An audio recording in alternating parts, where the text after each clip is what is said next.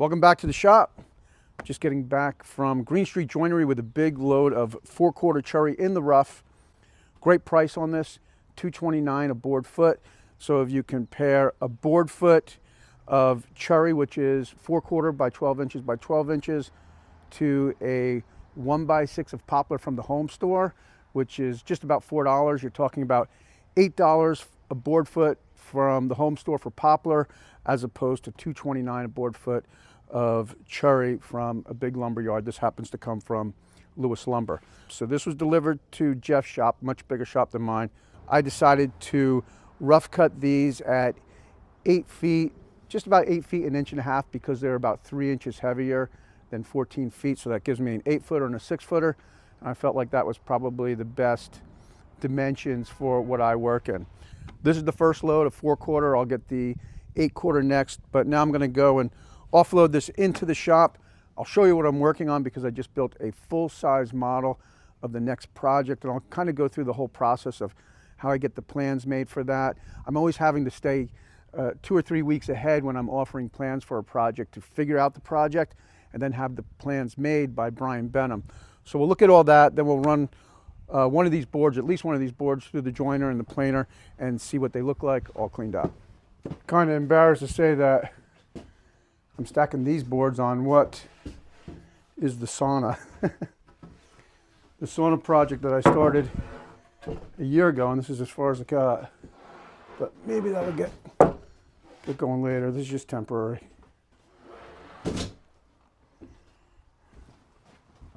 All right, well now I've got all of this nice lumber in the shop. I won't have to run out to the lumber yard anytime soon. I will have to make some room on my rack over there. I'll probably be doing that this week and getting the shop organized.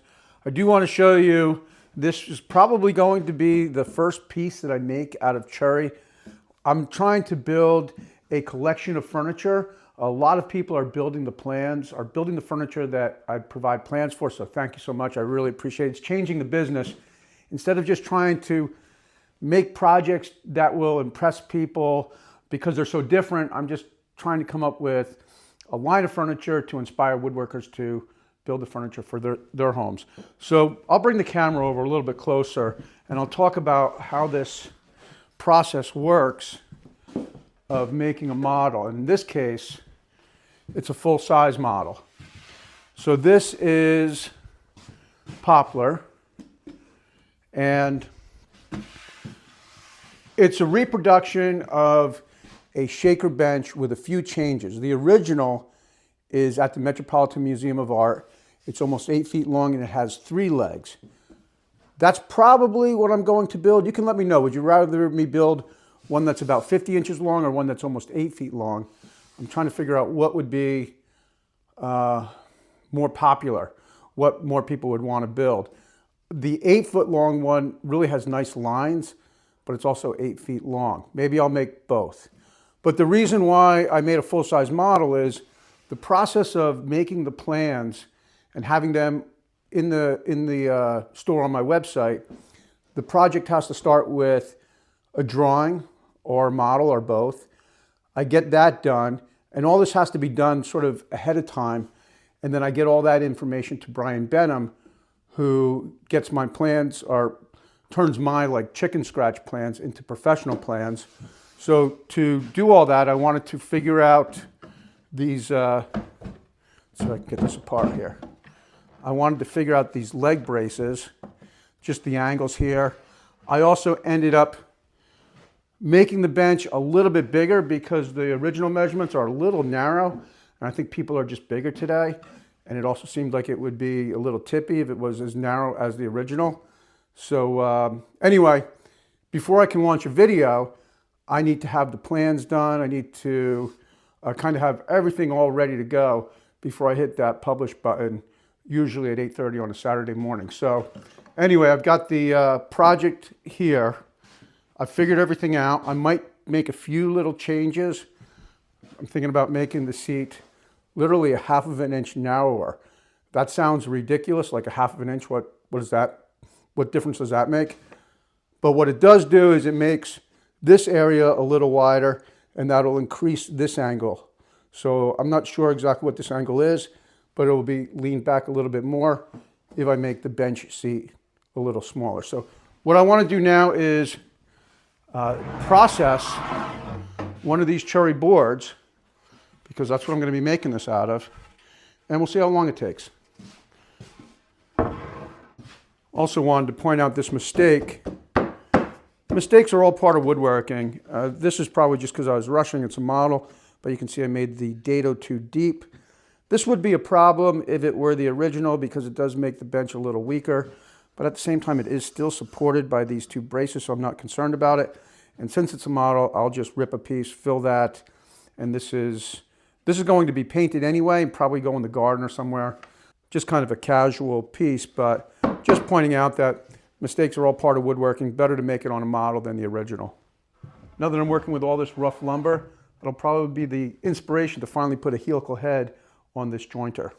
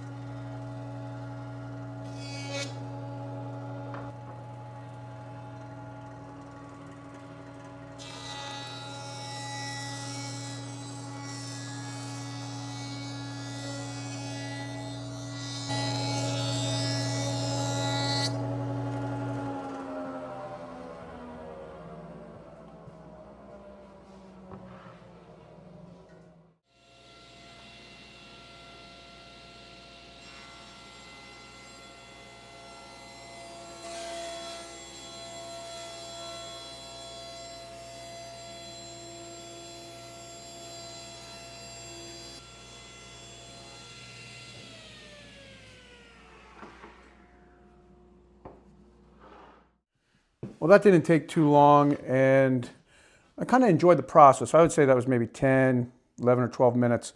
I'm sure I'll get faster as I mill material more often. I really have been buying S4S lumber for the past couple of years just because it's easier, but wood has become so expensive, it's worth the savings.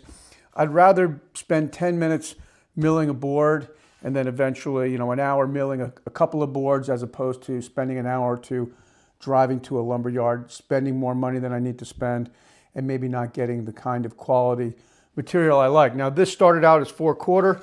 I planed it down to, it's just shy of 7/8, so that's another plus. You could have your boards a little bit heavier if you like it that way. It just gives you more options.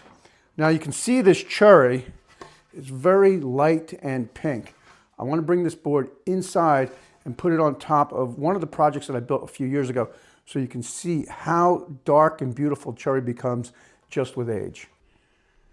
Here we are in the house, and look at the difference between this board that just came through the planer and this table that I built maybe 4 or 5 years ago. You might remember this project. It's called the cherry table on my website. I also call it a cherry entrance table. And if you'd like to build this table, I have plans for this.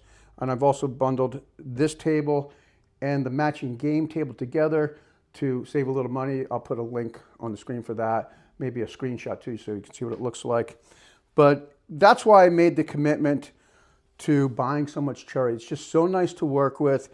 I love the way it darkens with age. No stain, just a clear tung oil finish. I used water locks. That's what I use for most of what I consider like fine furniture. So yeah, you're going to see a lot of cherry furniture projects. So I hope that you'll keep tuning in for that. And I hope that you'll check out my website. I have a ton of plans on my website, and they all have video tutorials on YouTube to help guide you through each project. Thanks for tuning in, and I'll see you next week. If you love woodworking and want to build the furniture for your home, please visit my website at johnpeters.com and check out the large variety of woodworking plans available. From beginner to advanced woodworking projects, I'm sure you'll find something that will match your woodworking skills and your taste in furniture. All of my projects have step-by-step video tutorials right here on YouTube that are designed to help guide you through the project and will inspire you to spend more time in the shop. So I hope that you'll visit my website at johnpeters.com and let me help you with your next woodworking project.